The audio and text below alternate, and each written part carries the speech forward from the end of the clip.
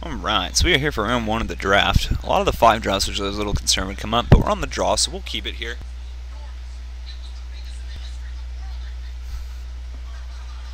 We'll lead off with the white source so we can get to Celestial Flare.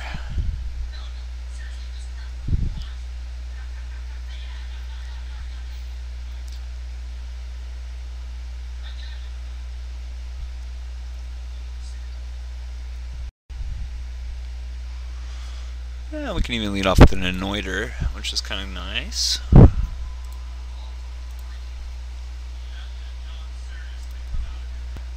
And we have both of the Knightly Valors in hand.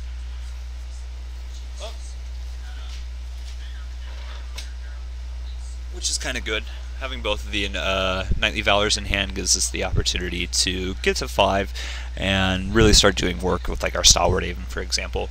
Timberpack Wolf is A-okay.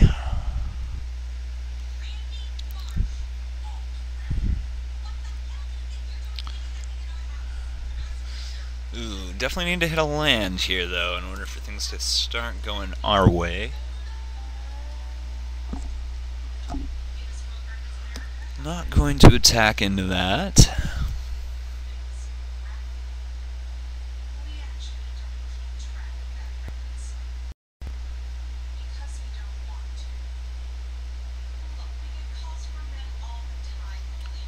A little concerning the fact that we have 4 of our 5 drops in hand. The good news is that we can't really draw much more that's big like that. Really wish we would have hit the plains, especially if he's going Evis Force Mage, as we get a pretty big tempo swing being able to take the 4 power off the board. But yeah, we'll go ahead and take 4 down to 16.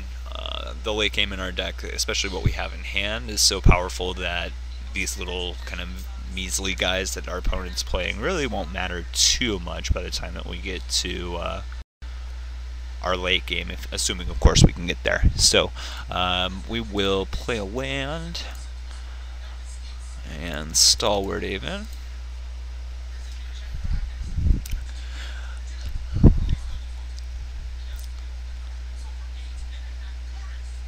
I'm not sure. I mean, I don't recall seeing a ton of Titanic growths, so I don't know where this guy was positioned in the draft and what the odds are that he actually is going to have one, things like that. But I think we have to block in this situation. I mean, if he gets our Stalwart Haven, he gets our Stalwart Haven. I'd rather trade it for a Titanic growth than our life for a Titanic growth, basically. So we will go ahead and actually block, and I don't want to get blown out so much so to the point that I double block it.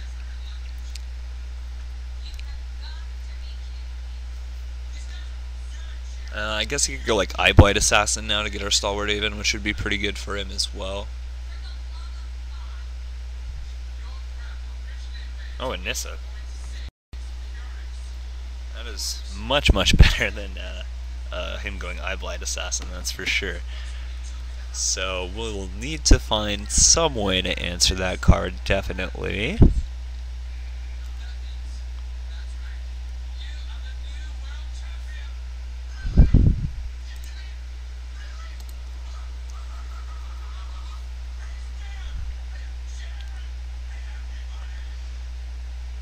We have the Flare, but at the same time, if we go Celestial Flare, so we played Nissa Fetch the Land, but didn't play the land. That's a little odd to me. If we attack with Stalwart Haven, we're just going to take a ton of damage. He has no incentive to... I think we just keep it back here, because it gives him less incentive to want to attack with the Nissa, and we can maybe set up a situation where the Celestial Flare is going to be very good. We maybe trade like an Anointer and the Celestial Flare for both of his creatures, which I would be okay with. I would definitely be okay with that line. So we'll just keep everything back here, hope to hit a land again on the next turn, and if we do, we'll be in definitely good shape here. So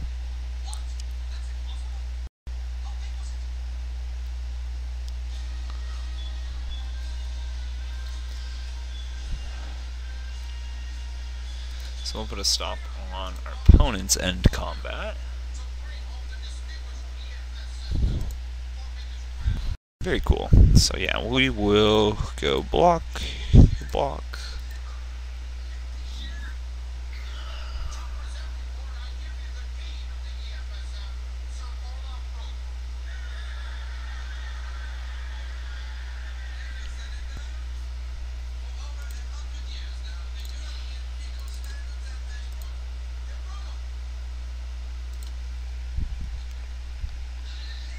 take that stop off.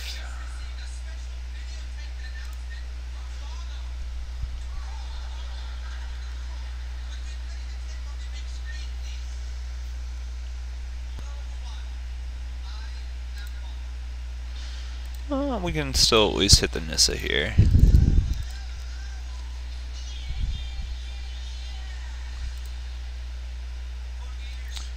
And we'll take 3. We'll get in with Stalwart.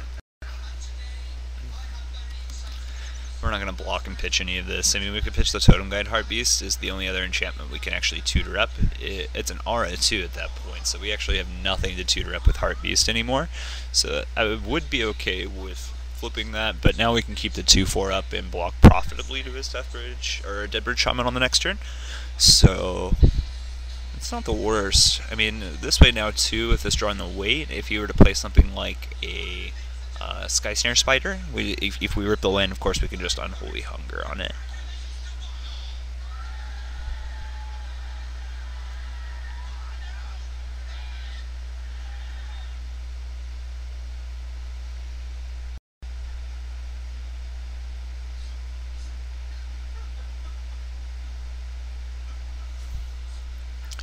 So we'll just come up the ground. I mean, we're at 9. We're not in like a huge position to start attacking or anything like that just yet. So we'll play the Toppan Freeblade. We now profitably block everything on his board, assuming he doesn't have a pump spell. At 9, so we're at a pretty stable life total still. And once we hit the land now, if he doesn't play any sort of big haymaker, we can just Knightly Valor up the Stalwart Haven and start attacking and still profitably block. So I really like the position we've gotten ourselves into this game. I feel we took the damage at the right spots, blocked at the right spots, and things like that. So the fact that he's thinking about it, even if he does attack, tells me it's probably a bluff attack as well. Usually if they have it, they'll just go right for it, or sometimes they'll even go right for it if they don't, and that sells the bluff a little bit better. I would have to think he has a removal spell, but the fact that we have 2 Knightly Valors makes it to where I'm a little happier playing it, I suppose. Here's what we'll do though. We're going to attack with Stalwart Haven.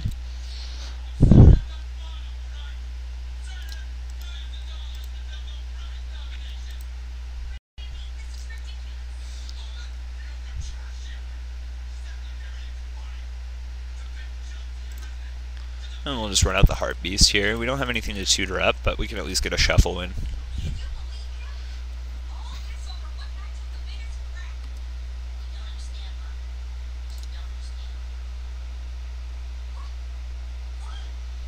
So we still have quite a bit of good in the deck we can see here too. A lot of good actually. So I'm definitely a fan of where we're sitting in this game.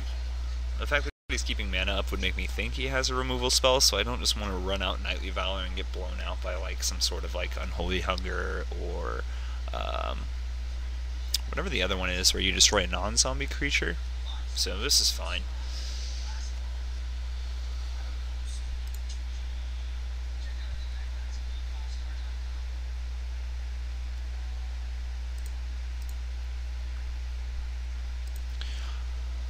I would actually like it if he uses a pump spell, but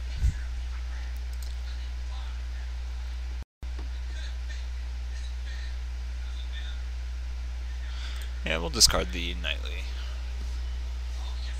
I'm sure that's a little surprising to our opponent, but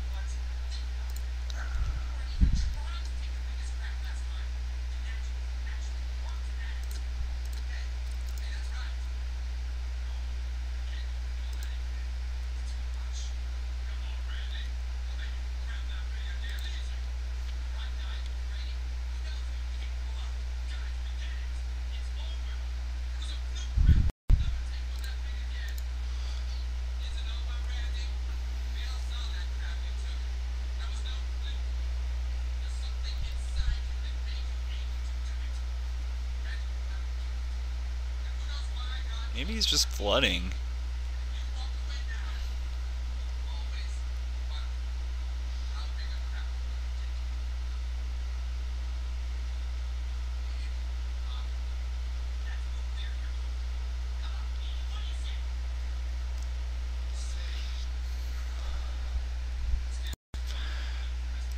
I would rather find out though.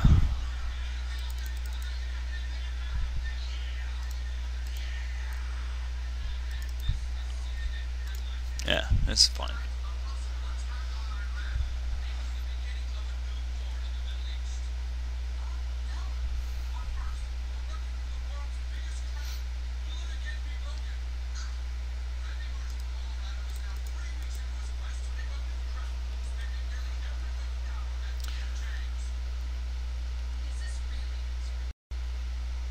Cool.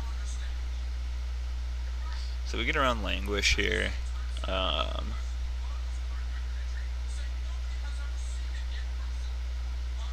It's going to take a lot of stuff for our opponents to get out of this. So we don't need to see that. Let's see what you feel. An archer.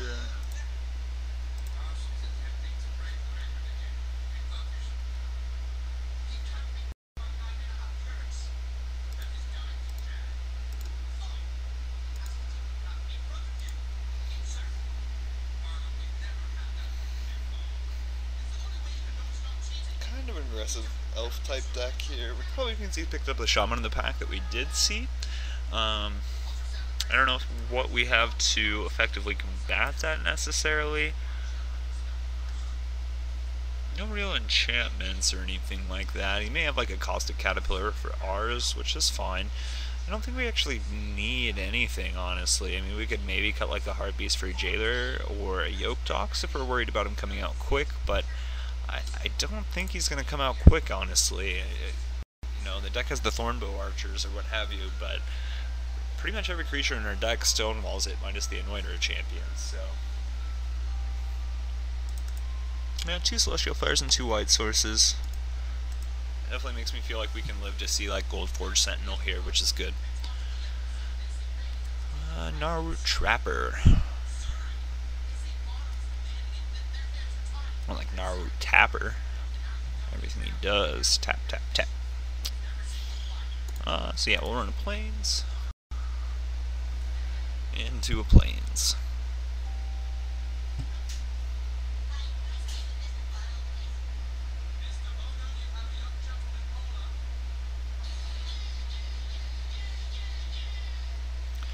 I was gonna say, if he has like Elvish Visionary too, if he does like miss land or something, you can at least try to pick it up that route.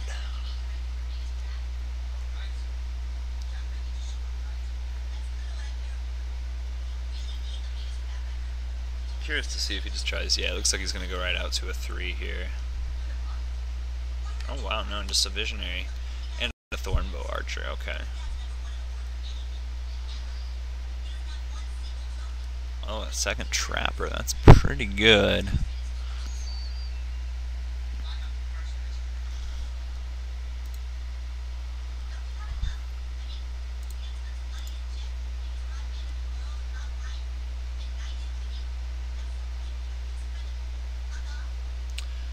So I don't think we're in a bad spot though. Still, I mean, unless he has like the legendary Dwin or whatever, Dwinin.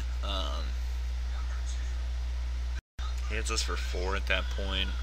Sacks Elvish Visionary into the Celestial Flare.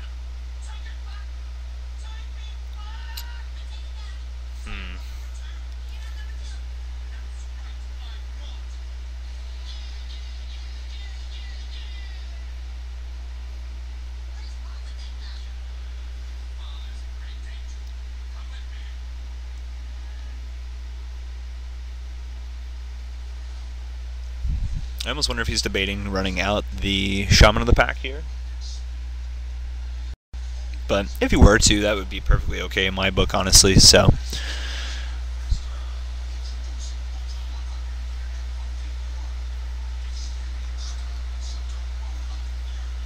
At least get rid of one of the Trapper just now with that buff.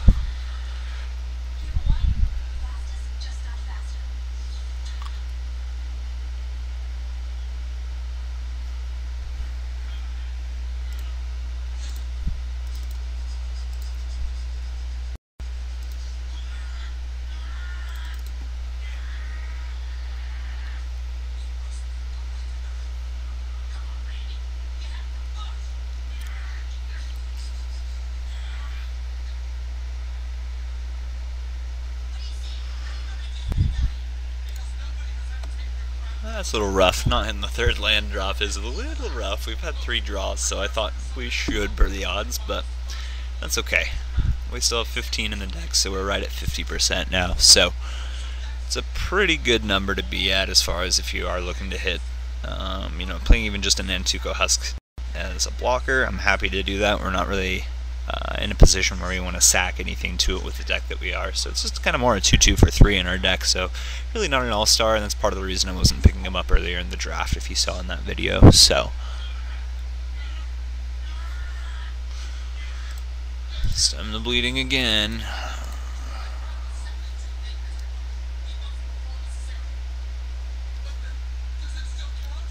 Sack Visionary.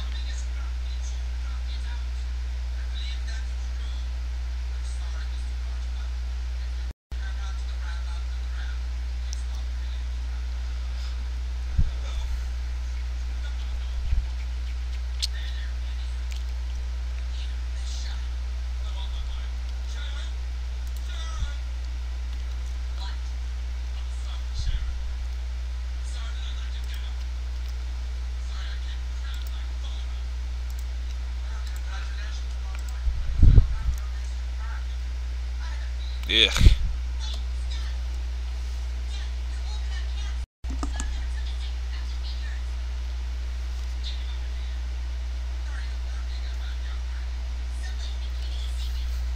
What a pinch.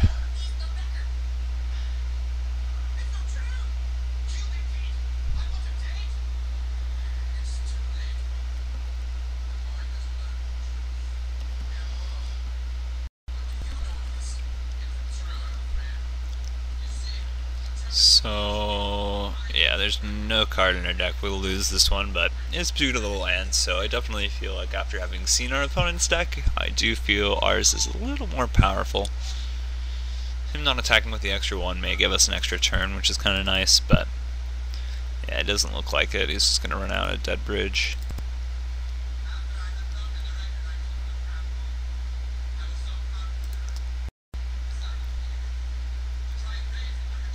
Attacks with everything and we're dead.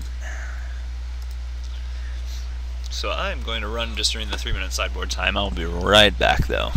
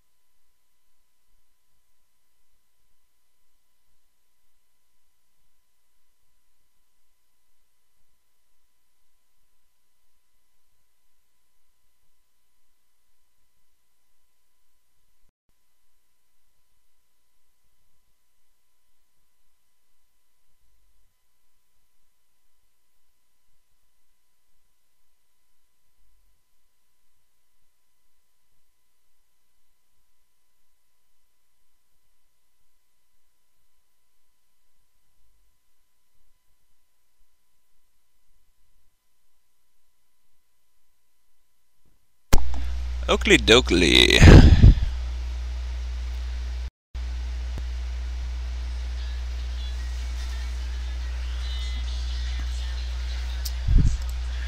Yes, we would like to play. Another 2-lander, but we do have the Toppan Free Blade. Granted, everything else is 4s and 5s, so we do need a couple things to go our way still. But we can't get land screwed 2 games in a row, right? Our opponent mulliganing is good. He didn't even think about his 6 there, it looked like, for a second, so...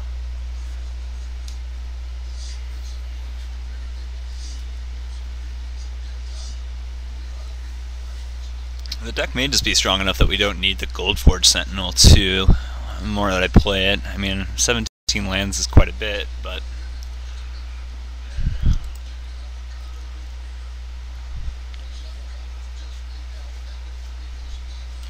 We have an Anointer, but I'm much happier to play Toppan on 2, especially when we're on the play. Well, it's just such a powerful thing to do. Getting a 3/3 with Vigilance pretty much all the time. There's not a ton of... I'm trying to think of any 2-cost 2/2s that we've actually seen out of our opponent's deck, and kind of drawn a blank a little bit on them. So yeah, it looks like we'll be getting a 3/3 Free Blade. Didn't hit the land, but there's worse things that could happen than drawing another 2-drop, so...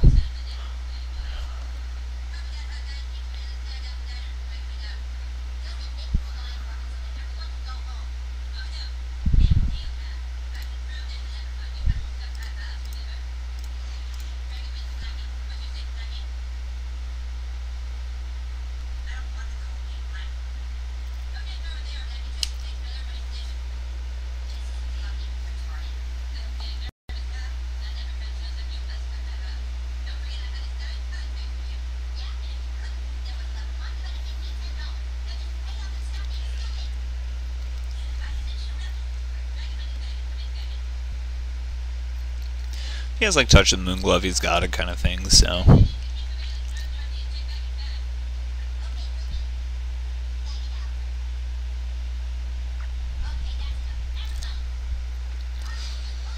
We'll just go with the Free Blade here.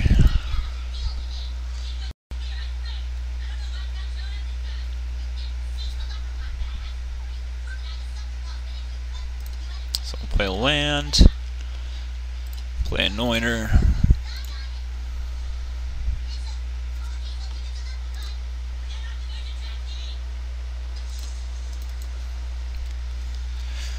And this has us in a pretty good position, really, here.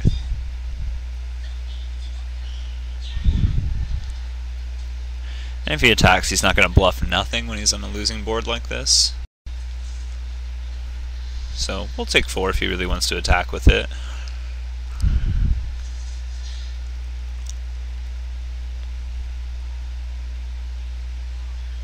That's great for us, really. Now we get to hit him for 6 next turn. If he blocks the Thieves, if he blocks the Cleric, for example, we'll just tap the Anointer and be perfectly happy doing so.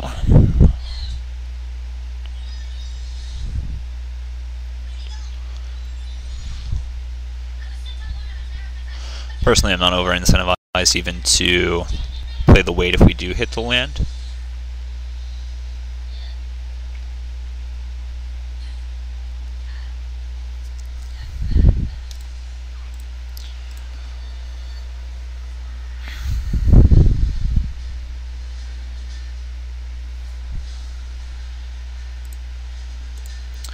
And level up the Cleric.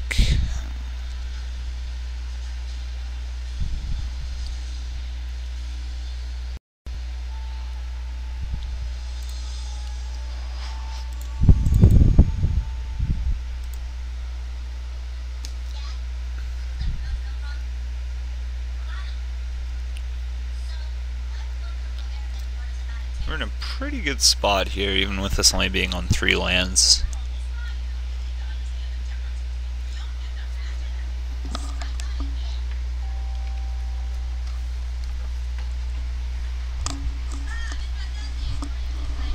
We're still well ahead in the race as well if he wants to attack again with the Timber Pack. And at some point he has to stop simply because we are so far ahead, so...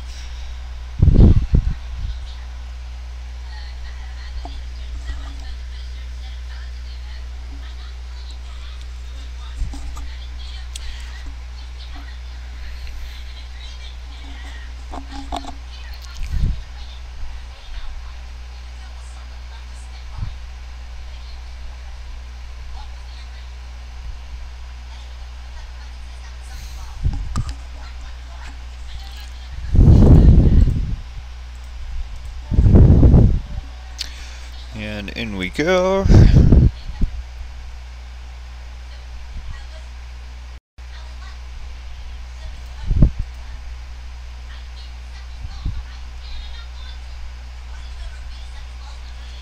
If we're not hitting lands, we're doing pretty good.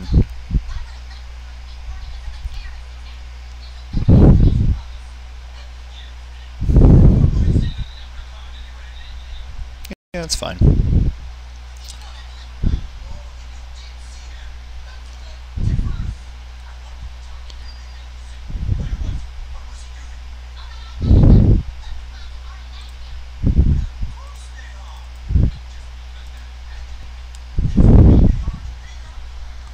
Our opponent's down to 2 cards in their hand as well. So, especially if he plays a land here, I mean, I just feel like we're so far ahead.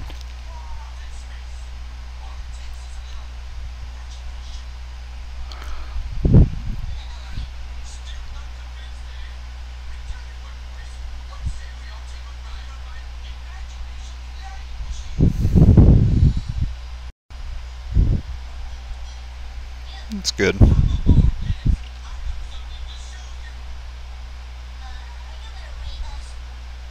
don't know why it's just 3 damage assigned to the Eva's Force Mage. It's interesting.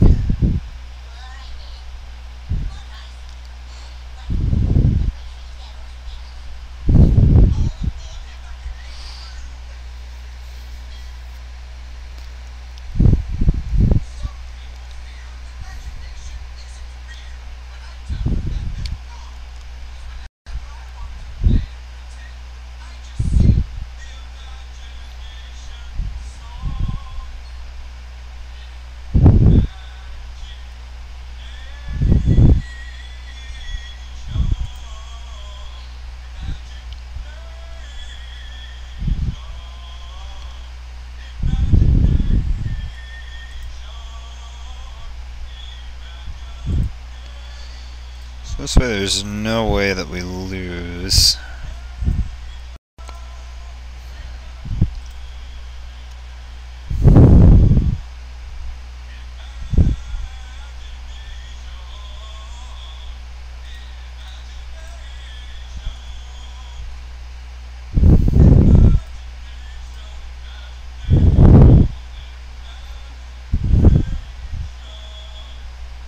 Technically it's better to have attacked with the Anointer here. There's no trick, of course, that costs 1 green that he could use short of an aerial volley on the Stalwart Haven. So it's better to put it here if we are going to tap, simply so we don't get blown out by it and lose an extra point or 2 points of damage, I suppose, at that point. But now we go Renown. He has to play a creature, otherwise we can just swing in for lethal. Plus we have lethal in the form of a flyer now as well. So at this point, I think it's just a concession on our opponent's behalf.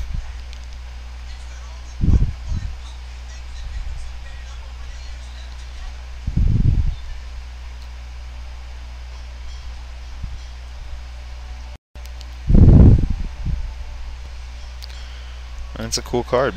Yes, it is a cool card.